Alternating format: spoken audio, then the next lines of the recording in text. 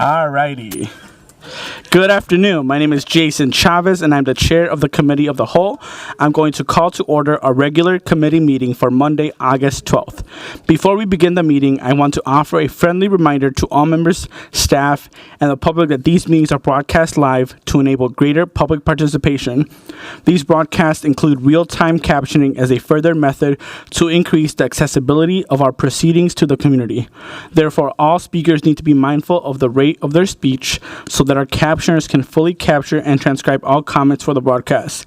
We ask all speakers to moderate the speed and clarity of their comments. At this time, I'll ask the clerk to call the roll to verify the presence of a quorum.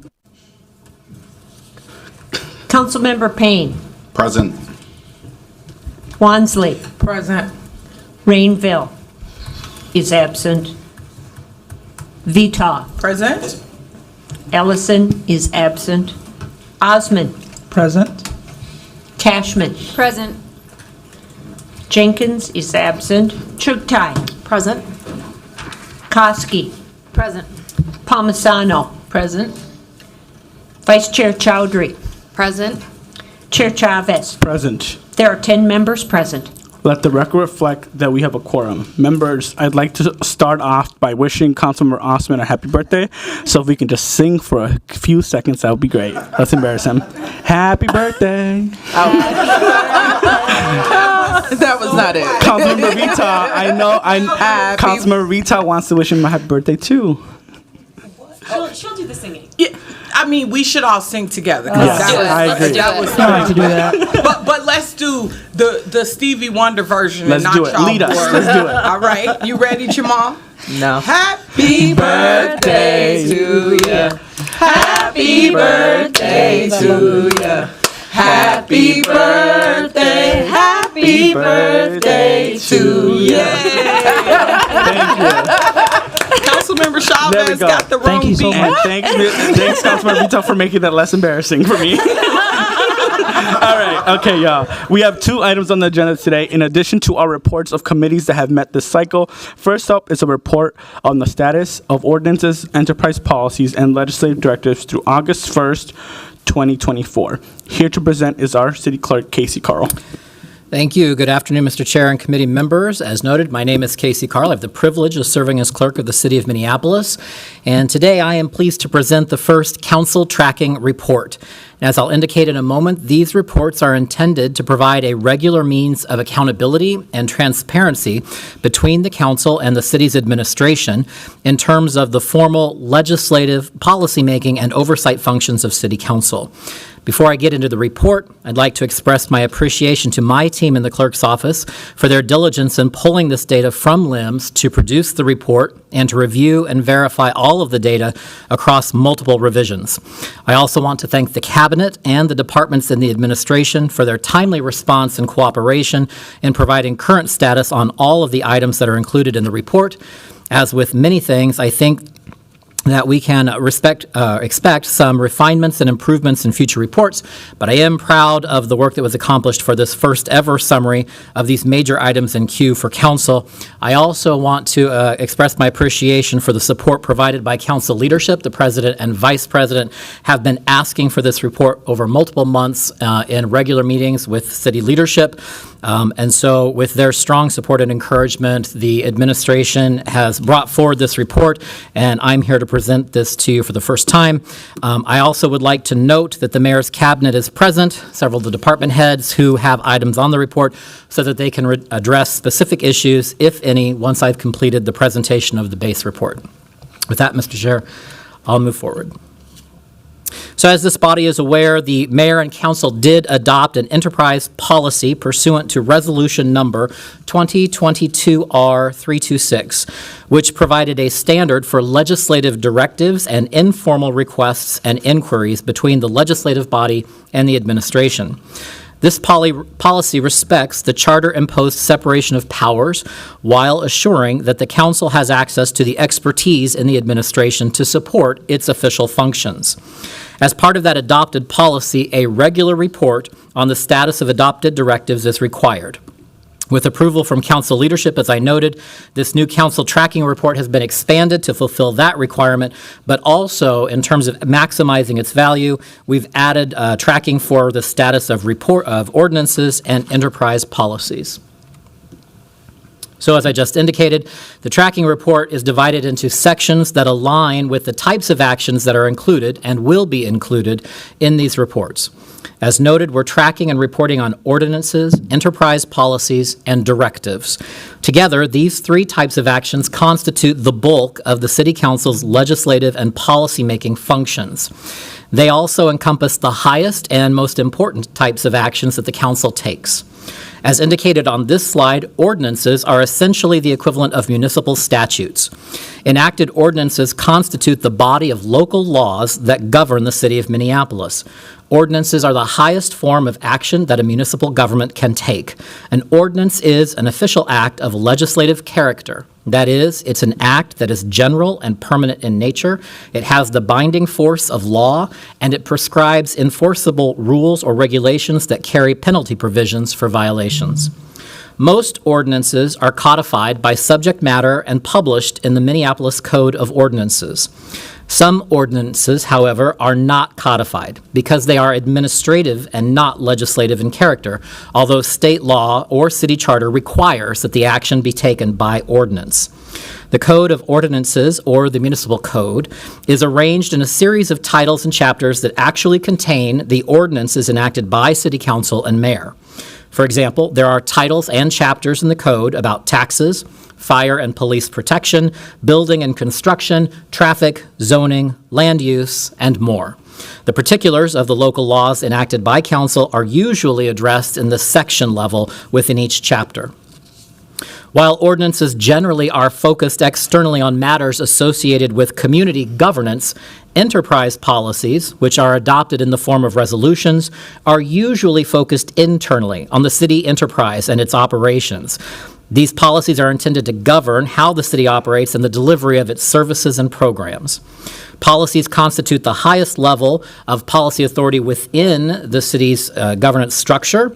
Subject to that high-level framework, the mayor and departments have authority to adopt administrative policies, procedures, rules, and regulations to clarify enterprise policy intent or goals, to provide specific direction, or to identify expected performance standards. Finally, legislative directives are requests by the City Council through the mayor for information or assistance from the administration in support of its official legislative, policymaking, and oversight functions. This is a direct reflection of the separation of powers codified in Section 7.1H1 of the City Charter. This tracking report does not identify the status of informal requests or inquiries made under that city policy I referenced by individual council members.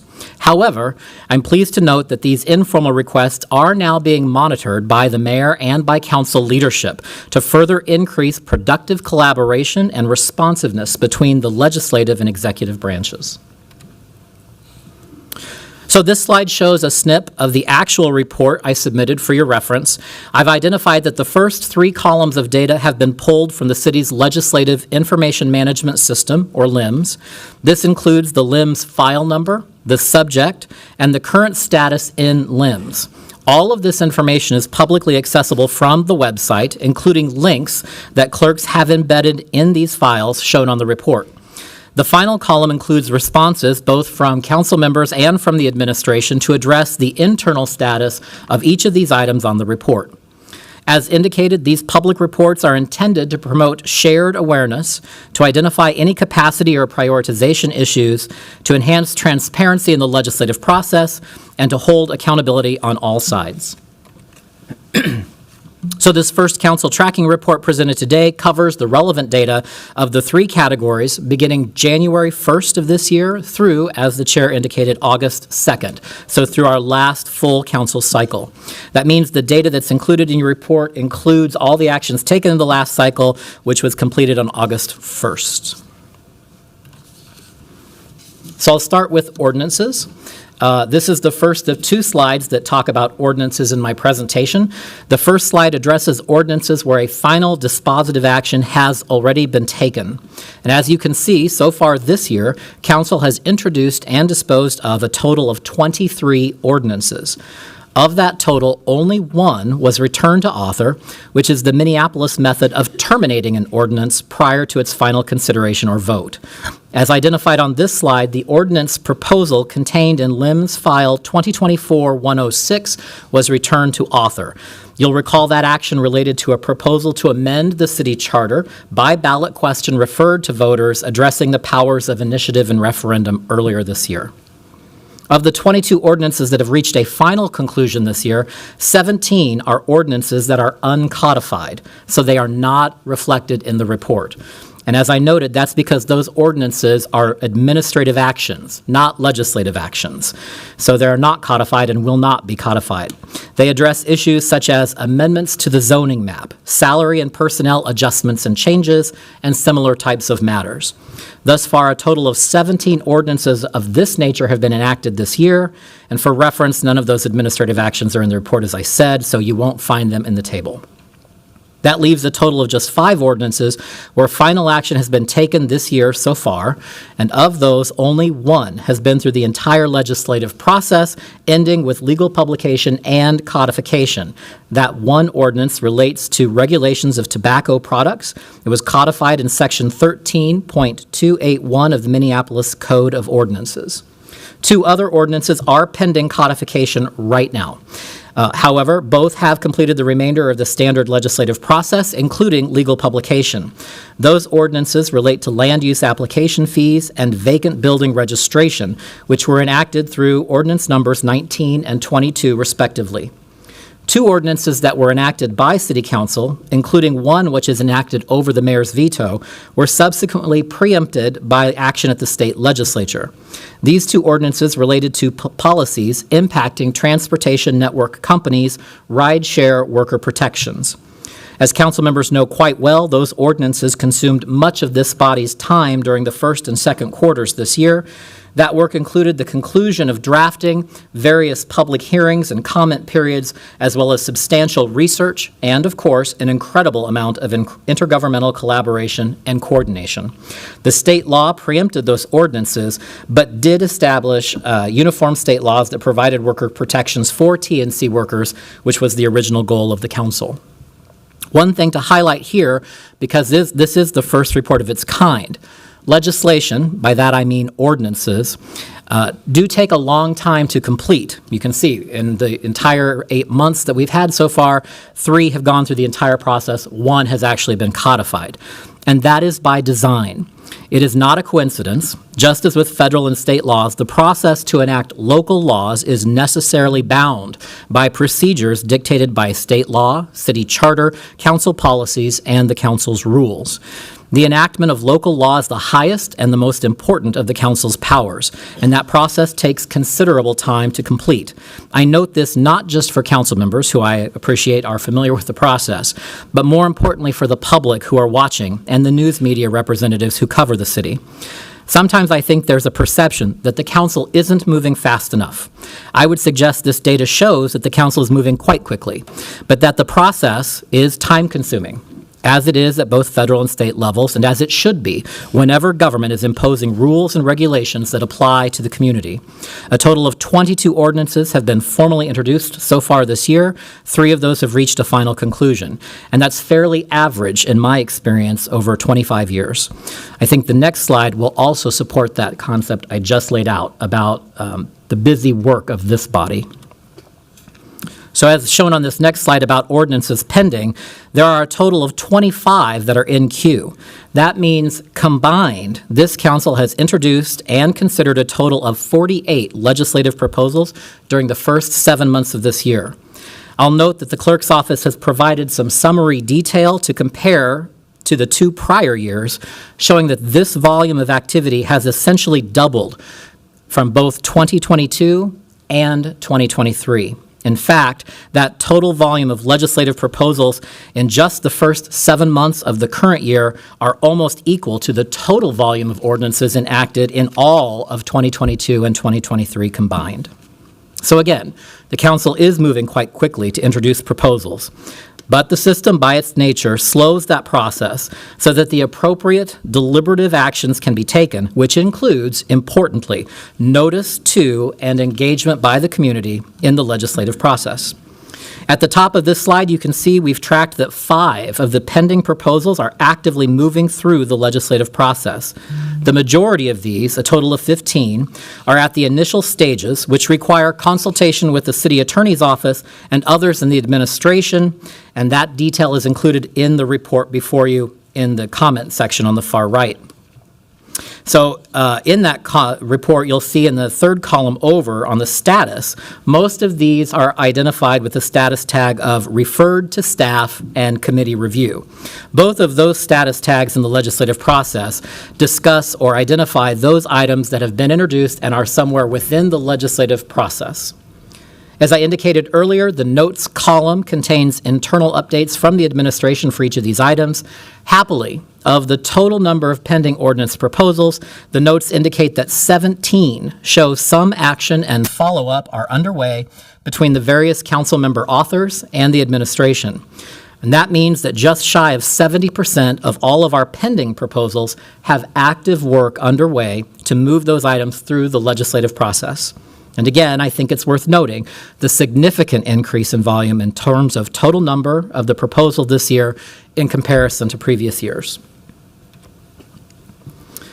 This slide shows similar data for enterprise policies. As you can see, a total of 5 policies have been adopted so far this year. To the best of my knowledge, there are no policies in queue at the time of this report. As I indicated in my opening comments, enterprise policies are the highest level of internal-facing policies that are intended to direct operations of the city enterprise. With the implementation of the new governance structure approved by voters in 2021, most issues that deal with operations are tied to management, and all such matters fall within the control of the executive mayor. So it is unsurprising that there is not as much activity in this particular area. That said, the council, together with the mayor, still maintains policy-level control over the administration. So far this year, 5 policies have been adopted by the City Council. Of those, 4 were approved by the mayor. Only 1 item was vetoed by the mayor, but was subsequently overridden and adopted by council, notwithstanding the mayor's veto. As with the slides on ordinances, the clerks have provided a 2-year comparison for reference. And as you can see, the total number of policies this year are similar, but slightly lower than for 2022, when a total of 9 policies were adopted. It is much lower than in 2023. Finally, this slide shows data about legislative directives. And again, to frame the data, I'll note that legislative directives are official requests by the council through the mayor for information, assistance, or support from the administration for the council's official functions. The enterprise policy on legislative directives is a good example of internal policymaking by the council and mayor that was intended to address the voter-approved separation of powers while ensuring that there are productive means for the council and the administration to collaborate and to assure that the council's legislative and policymaking functions are informed by the expertise that lies in the city's professional staff in the administration. As provided in that policy, a total of 20 legislative directives have been adopted this year so far. Of these, 13 directives, about 65% of the total, were approved by the mayor. I point this out because I think there can sometimes be a perception that the council and mayor don't work well together. This data that I've shown on ordinances, policies, and now on directives directly counters that perception. The vast majority of these items are adopted by council and approved by the mayor. There were a total of 4 directives the mayor allowed to become effective without signature, called deemed approved. But even in those circumstances, the work has proceeded and the appropriate coordination between council and administration moves forward. I'll note that 3 directives included in this table were adopted by council at its last meeting on August 1st, so they are shown in this report as mayoral review at this time. We had to have a cutoff date in order to produce the report and submit it. I understand from the clerk's team that all of those items were allowed to move forward and were approved by the mayor. 1 was deemed approved. There you go. All of them move forward, one deemed approved, two approved. Happily, of the 20 directives adopted this year, fully half have been closed with reports back to the council or to its appropriate committee in 10 cases. Of the 10 open cases, the administration notes progress is being made on 4 directives, leaving a total of 6 that require more work, internal collaboration, consultation, or prioritization. Here again, the clerks have provided a summary that provides comparable data from the prior 2 years. As you can see, the volume of legislative directives is on par between 2023 and the current year, but is much increased from 2022. This is explained, at least in part, because the legislative directives enterprise policy was adopted in late 2022 as part of work to implement the new government structure. So my team did go through both the staff directives and legislative directives that were adopted in 2022 to try to make an apples-to-apples comparison for the purposes of this report. This report does not include staff directions to the city clerk or the city auditor, who are under the general authority of the city council within the legislative branch. So those numbers are not included in any of the years that are included in this summary, and most of the directives in 2022 actually were addressed to the clerk or the auditor, or both, as part of government restructure. Nevertheless, in 2023 and 2024, Council has exercised its authority to request information and support from the administration in pursuit of its formal powers. This slide and the submitted report identify each of those directives and the current status of the same. Next, I'll cover anticipated next steps before concluding my presentation. So on this slide, I've provided an anticipated timeline for future regular reports. We envision that each year we will open and close with a summary report. And then we will have regular quarterly reports in between. So that means a regular report in January to begin each year and December to end each year, and thereafter quarterly reports in the third month of each quarter. With that in mind, I anticipate the next quarterly report to this committee would occur in October of this year before we have a final year-end report. We would then expect to begin next year in January with a report to level set as we begin the year. Reports would generally follow the same format with formal presentation to accompany the submitted report and the opportunity for the committee to query the administration about specific items. That completes my presentation, Mr. Chair. I'm happy to respond to general questions, or as I said, I can defer to representatives from the mayor's executive officers to respond to specific questions about items that were included in the report.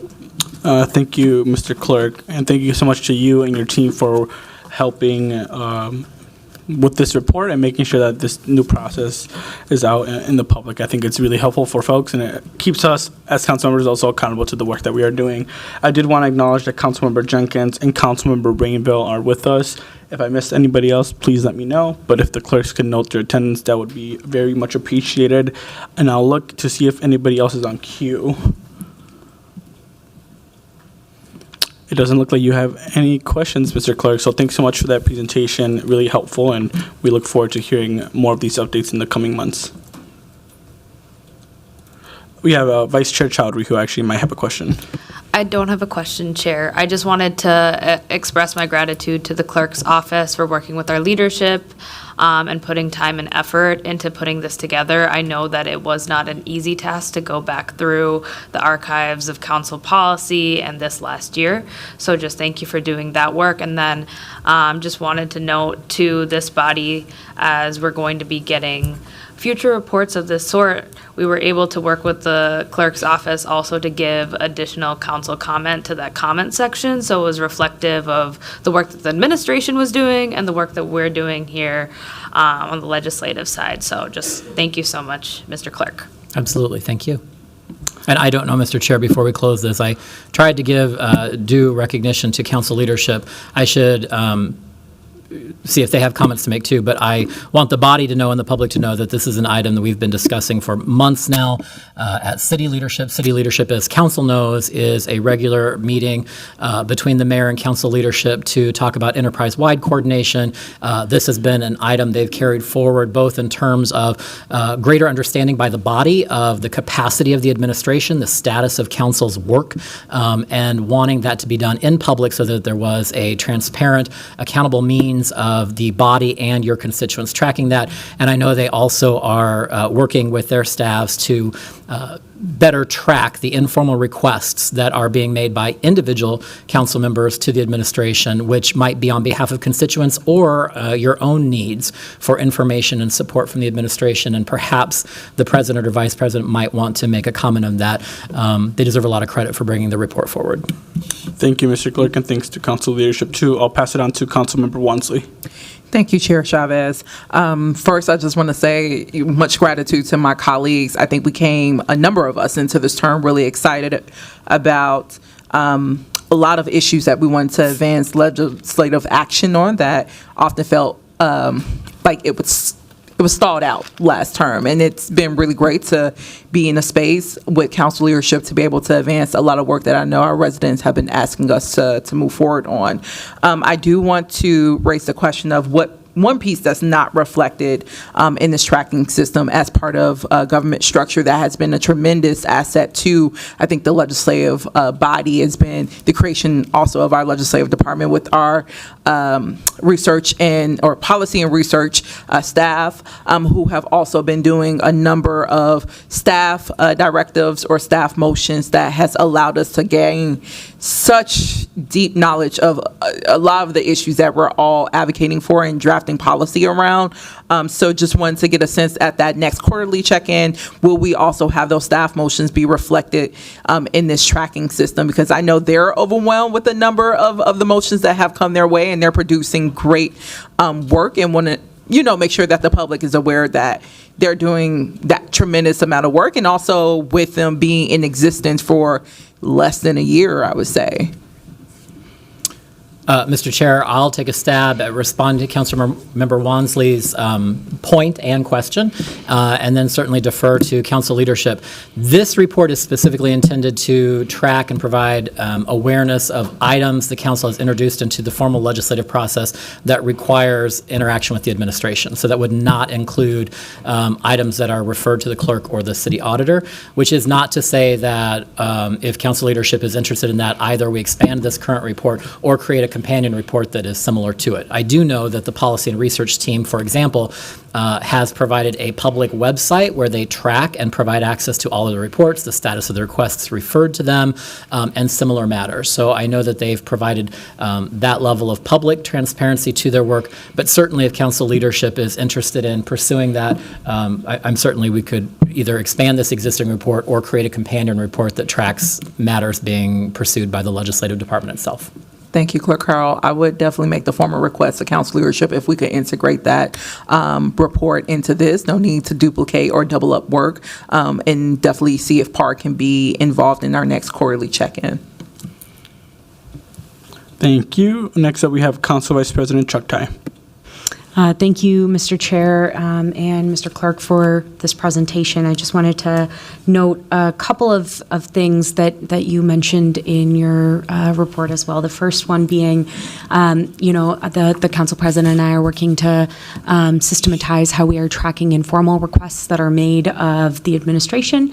It's always been something that the members of the cabinet, the clerk, have reiterated that start as many of your requests with an informal request for information, so that we can foster a healthier culture of trying to collaborate with one another before things then get elevated onto more formal requests, depending on the nature. So that's something that will be coming. And we want to make sure that all members, whether you're making a request on behalf of constituents or on a policy you're working on, you're getting the timely and appropriate answers to your questions so that your work can keep moving, our work can keep moving. The second piece I just wanted to draw some attention to, I know, Mr. Clerk, we discussed this in agenda setting with the chair and vice chair of this committee, but working to better figure out how we're tracking legislative directives, to also track whether legislative directives were answered in full. So I know that legislative directives generally are a newer process. They were created in late 2022 as a part of the implementation of the new government structure. There's different types of, all of them by nature require a lot of work, and they require time. That's what turns it from an informal inquiry into a formal legislative directive. But they each of them requires a different level of intensity and work and time, and so being able to better track whether a legislative directive was fully fulfilled, whether the request for information was fully received. That's the next iteration of this work, and I know that you and the clerk's team will be working on figuring out how to systematize that. Thank you. Thank you. Thank you. And then next up, we have President Payne. Thank you, Chair Chavez, and thank you, Mr. Clerk, for this report. This is, it was a big lift, and also I just want to acknowledge what some of our bigger goals are in this, and it's really about having more transparency and accountability in our governance system, and how do we do this in a way that doesn't depend on each of us individually putting in the effort, but that we've baked it into the process that creates that accountability, that transparency, and ultimately trust. And a lot of this is growing out of a lot of our experiences, especially coming in under a new government structure. A majority of this body was a new membership at the same time as a new government. So we didn't even have, past traditions to fall back onto, or even past relationships in some instances, most instances actually. And so how do we replace that with something that bakes in a higher degree of trust and a higher degree of accountability and a higher degree of transparency? And so there's kind of like a delineation that we have to understand as we're approaching this work. And the delineation to me is around what do we formally bake into the processes and rules of the body versus how do we informally get things done for our community. And this is a much more formal part of the process, but my hope is that as we start building more connectivity with the administration, more collaboration with the administration, we might be able to work more efficiently in a more informal way. But one of the big challenges that we have is we just don't get a lot of visibility into what the capacity of the administration is. So when we don't see our inquiries being returned, we don't know if that's because there's a capacity challenge or if there's a political angle to it. And we want to remove any of that speculation about, professional staff holding work up for political reasons. I'm not saying it never happens, but we just don't even want to have the appearance of that happening. And so I think a lot of this is going a long way of getting to a more healthy relationship with the administration so that when people are getting us work product, we know that, there's no spin on it. There's no reason for delays beyond just the normal challenge of running a large institution, and sometimes things need to be delayed. There's a lot of questions to that I hope are going to get answered through this more regular reporting, and it's even helpful to see that trend over time about how much work is moving through the body, and I think that's going to be really insightful, especially into the future as we can look at some of those larger trends. So I just really appreciate this as foundational work for us having a better governing system. So thank you. Thank you, Mr. President. And I will just echo your comments that's one of the things I've heard you say at city leadership meetings is it's about building and sustaining systemically trust between the two branches. And I hope that this first report, which covers 7 months, demonstrates that actually the council and administration, in my opinion, are working quite well together. The majority of these ordinances and policies and directives are moving forward. And where they haven't been completed yet, there is substantial work underway. And so I think that's a good point to make, that this is a system that takes personality out and says, what is the status of the work we're doing together for the community? I appreciate your leadership on that. Thank you. There isn't anybody else on queue, so I'll just say, even with I know the next presentation will probably have the PAR component reflected in this, but I do want to give a big shout out to our policy and research team, because I bet the legislative directive component, at least on the administration side, would be a lot higher if it wasn't for our own policy and research team that has a lot of work right now that they're trying to address and take council requests and work on. So I think it shows one thing I'd just like to tell my colleagues, that it shows like where a lot of our need is at as we look into the budget cycle this year and the coming years of how our policy and research team can be better supported. They are supported, but in terms of like capacity wise and where we can be making strategic and smart investments. So just wanted to mention them and show that the legislative directive component would have probably been a lot higher if it wasn't for our own policy and research team. So thank you. Thank you. And thank you, Mr. Clerk, for the presentation and for you and our city staff for working really hard on this. So members, there doesn't seem to be anybody else on queue. So seeing no further questions, I will direct the clerk to receive and file that report. Item number 2 is approving the bylaws and authorizing standing committees for the Community Commission on Police Oversight. Like Clerk Call to come back up and present to us. And members, Mr. Clerk gave us all an email about this in your inbox last week. I asked the clerk to just make sure that folks wanted a briefing before Committee of the Whole, that you would have that meeting, but also want to make sure that Mr. Clerk can give us an update on this too. Thank you. Thank you, Mr. Chair. As you indicated, this item pertains to proposed bylaws for the Community Commission on Police Oversight, or CCPO. I should note at the start that the CCPO did approve these bylaws at its meeting on July 8th. They are presented here for your ratification today, as required by CCPO's enabling legislation. So the Community Commission on Police Oversight, CCPO, was established pursuant to the enactment of Ordinance Number 2022-58. That ordinance was a complete revision of the existing chapter on police conduct oversight, which is codified under Chapter 172 of the Minneapolis Code of Ordinances. That act was published and became legally effective on December 21st, 2022. Members were appointed and the body was organized in May of 2023. The CCPO has now completed just more than 1 year of operations, which was detailed in a presentation to the body's Public Health and Safety Committee meeting on July 10th. As shown on this slide, under its enabling ordinance, the CCPO is to operate according to bylaws and rules approved by the City Council.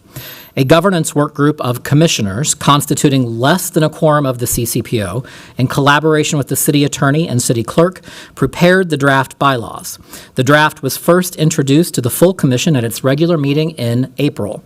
Review and discussion on the proposed bylaws was had at the regular meetings in April, June, and July of this year, which resulted in further refinements to the original draft. At the regular meeting on July 8th, as I indicated, the body approved the final draft and adopted these bylaws. As shown on this slide, the CCPO bylaws are contained in a series of 10 articles. Much of the content reiterates provisions set forth in the body's enabling ordinance and then adds to it. In that way, the enabling ordinance and the bylaws together function as a kind of mini constitution for the CCPO, providing for its creation, its purpose, and delegated functions. It defines its jurisdiction, general structure, basic operation, and decision-making procedures. As I've indicated in prior presentations, the preparation of those bylaws served as a kind of test case for the administration in terms of developing standard bylaws that can be applied to other city boards and commissions as part of our enterprise-wide reforms that Council approved late last year and which became effective on July 31st this year. Those draft bylaws were presented to this committee at its regular meeting on July 16th, when a status report about board and commission reforms was submitted. So as you can see, the CCPO bylaws provide for the body's purpose and duties, again, drawing most of the content from the enabling ordinance which was enacted by the council and mayor. It highlights that the primary purpose of the CCPO is threefold. First, to provide a public forum for community engagement in civilian oversight of law enforcement. Second, through its members, to serve on review panels with respect to claims of police misconduct. And third, to make recommendations to the mayor, council, and chief of police with respect to police policies, procedures, and practices. The bylaws provide for the body's members, including their terms and expectations for their service. In Article 2, the expectations for service are framed as a two-way commitment. First, expectations of the CCPO and of the city in terms of the support that will be provided for the work of the CCPO on behalf of the people of Minneapolis. Second, expectations that the city, on behalf of its residents, have for the individual commissioners appointed to the CCPO in conducting the work of that body. Articles 4 and 5 identify the body's officers, its chair and its vice chair, and outlines their general duties, which are focused on assisting the body and facilitating its work. In addition, the core staff assigned to support the CCPO and their responsibilities are also established. Article 6 provides the overarching framework for the body's meetings, incorporating by reference the relevant provisions of the Minnesota Open Meeting Law. Article 7 prescribes the CCPO's formal decision-making procedures, which are essentially made by a majority vote of the body in a legal meeting on matters within its delegated jurisdiction. Article 8 addresses committees and work groups. Article 9 addresses the requirements for annual work plans and year-end reports, and Article 10 addresses the process for considering future amendments to the bylaws. Those 10 articles include the sum of the bylaws that have been adopted by the CCPO. The next piece of work related to the body's governance is the adoption of procedural rules to guide the actual conduct of meetings. The governance work group is already taking up that matter now and hopes to have the initial draft ready to circulate to all commissioners in advance of the next meeting in September. After adopting these bylaws, the CCPO directed the city clerk to submit them to the council for approval as required by the ordinance. At the same time, the CCPO also requested that the city council consider its first proposed to amend the bylaws, which is to allow for the creation of 2 standing committees to assist the CCPO in conducting its work. The draft bylaws as approved by the CCPO, as well as the requested amendment, are included in your briefing materials. The requested amendments are specifically shown in red text on pages 11 and 12. The request is to authorize the creation of 2 standing committees, as previously explained. So the 2 requests before the body are highlighted on this slide. Specifically, the council is requested to approve the bylaws which the CCPO has already adopted to govern its general operation within the parameters set by its enabling ordinance. Under the terms of that ordinance, these bylaws do not become official until approved by the council. The second part of the request pertains to the First Amendment to these bylaws requested by the CCPO, specifically to create 2 standing committees to assist in the performance of its work, specifically a Police Policy Research and Recommendations Committee to have responsibility for researching, reviewing, and making recommendations on police policies, procedures, and practices for consideration by the CCPO, and a Community Engagement Committee to have lead responsibility for promoting the CCPO's work in the community and providing opportunities for the community to engage in that work. With that, I've completed my presentation, Mr. Chair. On behalf of the CCPO and its staff, we respectfully request your affirmative action on the bylaws and those requested amendments. Thank you for the presentation, Clerk Carl. And before I open it up for questions, I did want to acknowledge that Councilmember Ellison reached out ahead of time saying he was not going to be present today. So I did want to let folks know. I just forgot to mention at the beginning of the meeting. First, I'll pass it on to Councilmember Cashman. Thank you, Chair Chavez, and thank you, Clerk Carl, for this presentation. Regarding the second committee on community engagement, can you speak a little bit more about what their intentions are, what we can expect from that committee? Certainly, through the chair, Councilmember Cashman. The Community Engagement Commission thus far has focused the most of its efforts on the organization and scheduling and conduct of the required public hearing. The enabling ordinance requires at least, I emphasize at least, 1 public hearing every year in which to give the community an opportunity to comment about police policies, practices, procedures, and special orders. With less than a full year under its belt, the Community Engagement Commission organized that public hearing on May 21st this year. It really was an introduction to the community about the CCPO and its work thus far. Going forward, they'll have at least 1 public hearing they have to conduct. I know they're interested in doing more public hearings as well as listening sessions. So listening sessions being a format developed in the city enterprise where it's not a hearing, it's not a public comment period, but it's really a listening session where we open up the doors and say to the community, come tell us what you think on certain defined subjects. At their last meeting, the Community Commission on Police Oversight, through its community engagement work group, hopefully to be a committee, had suggested that we have 2 listening sessions coming up before November 1st. They want to do one session in North Minneapolis, one in South Minneapolis, and public facilities in the evening hours. I will say that the community engagement work group has done an excellent job at promoting the work of that public hearing they did this year. They prepared their own materials to promote community awareness. They did their own marketing and advertising, which included also translating all materials into our 5 standard languages, and worked with the city enterprise to promote those through our multiple communications platforms and channels, including the website, social media, and others. So that work group, hopefully a committee, is really focused on the work of the body, informing the public of that work, and then providing opportunities for the community to engage in that work. Thank you. Thank you. And Mr. Clerk, there are no further questions. So I will move approval of this item. All those in favor say aye. Aye. Those opposed say nay. Any abstentions? That motion carries. Thank you. Next, we will receive reports from standing committees on matters to be considered by the full council this Thursday. And thank you, Mr. Clerk, for your presentation.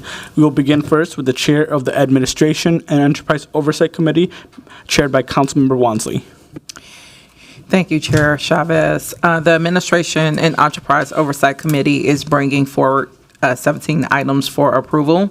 The first is a gift acceptance from the Polef Family Foundation of travel and lodging expenses. 2 is a gift acceptance from City Match of travel, lodging, conference registration, and per diem. 3 is a gift acceptance from Smart Sheet of conference registration. 4 is Advanced Meter Infrastructure Project, reapproving appropriations and bonding for implementing advanced metering infrastructure. 5 is a bid for traffic marketing thermoplastic. 6 is a bid for state parking ramps and skyways roof restoration project. 7 is bid for electrical switch gear replacement at the convention center. 8 is a contract with Brycer LLC for an information management solution for registered backflow assembly compliance. 9 is contract with State of Minnesota for air quality monitoring stations on city property. 10 is contract with Hennepin Technical College for police cadet training. 11 is contract with community-based development organizations for workforce development services. 12 is a contract amendment with Auto Truck Service Co. Inc. for collision and mechanical repair. 13 is a contract amendment with Neptune and Company Inc. for water toxicity monitoring system. 14 is a contract amendment with Meyer Contracting, Inc. for the Hennepin Ave South Street reconstruction project. 15 is lease agreement with Coco LLC for facility and meeting room space. And then 16 is a legal settlement, Ray Harris Jr. v. City of Minneapolis. And I will motion for, and I'll stand for any questions. Thank you. No one else is on queue, so thank you for that update. Next up, we have the Budget Committee, chaired by Vice President Chuck Tai. Thank you, Mr. Chair. The Budget Committee is bringing forward one item to Thursday's council meeting, which is the appointed position in the City Attorney's Office for Managing Attorney for Labor and Employment. I'll stand for any questions. Thank you. No one is on queue. So next up, we have the Business, Housing, and Zoning Committee, chaired by Councilmember Osman. Thank you, Chair Chavez. The Business, Housing, and Zoning Committee brings forward 15 items for approval. Item 1, approving on-sale liquor, no live entertainment with Sunday sales license for Mothership Pizza Paradise. Item 2 is approving on-sale liquor, no live entertainment, Sunday sales license for Hope Breakfast Bar at North Loop. Item 3 is approving an extended hours license for Northeast BP. Item 4 is approving a street cafe license for Caffrey Deli and Subs. Item 5 is approving on-sale liquor, no live entertainment, Sunday sales for Salt and Flour. Item 6 is denying a zoning administrator appeal brought by Mark Tiroff on behalf of DPH V Property LLC, 2653 37th Avenue South. Item 9 is 9 liquor license approvals. Item 8 is 6 liquor license renewal.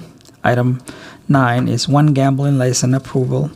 Item 10 is approving a street name addition to add a commemorative street name for Bernate Anderson Way to a portion of Russell Avenue North.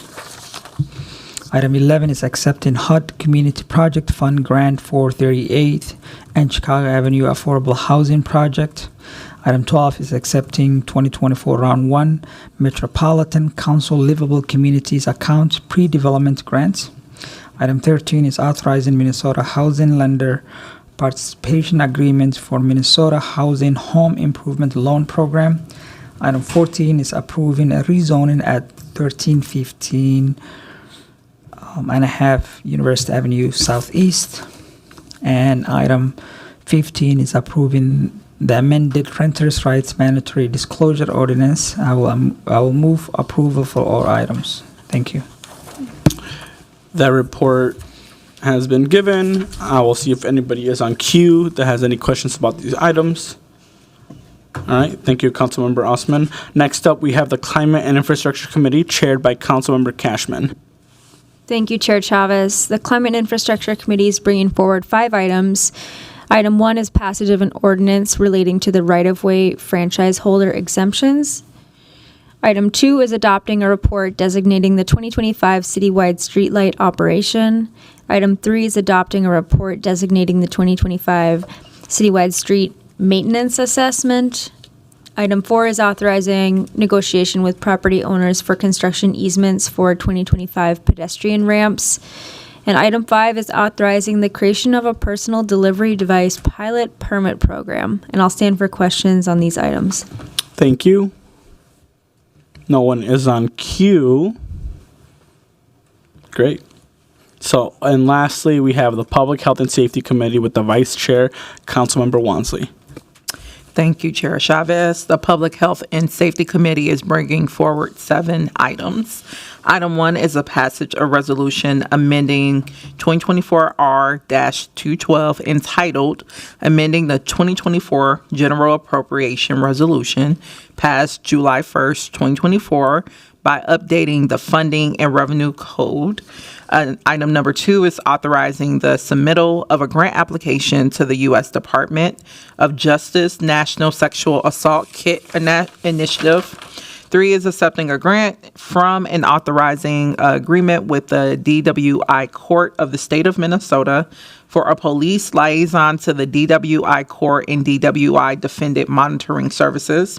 Item 4 is authorizing a joint powers agreement with Hennepin County for 5 full-time embedded social workers employed by the county from September 1st, 2024 through December 31st, 2027. Item number 5 is authorizing a memorandum of understanding with the Metropolitan Police Department of Washington, D.C. for police officer participation in the Presidential Inauguration Task Force from January 17, 2025 to January 21, 2025. Item 6 is accepting a grant from the Hennepin County Healthy Tree Canopy Program for exploration of developing a tree preservation ordinance. And 7 is authorizing the submittal of a grant application to the United States Department of Agriculture for a composting and food waste reduction grant to expand strategies to prevent wasted food. And with that, I will stand for questions on these items. Thank you. No one is on queue. So with that, members, we've concluded all business to come before the committee today, and hearing no objection, I would declare this meeting adjourned. Thank you.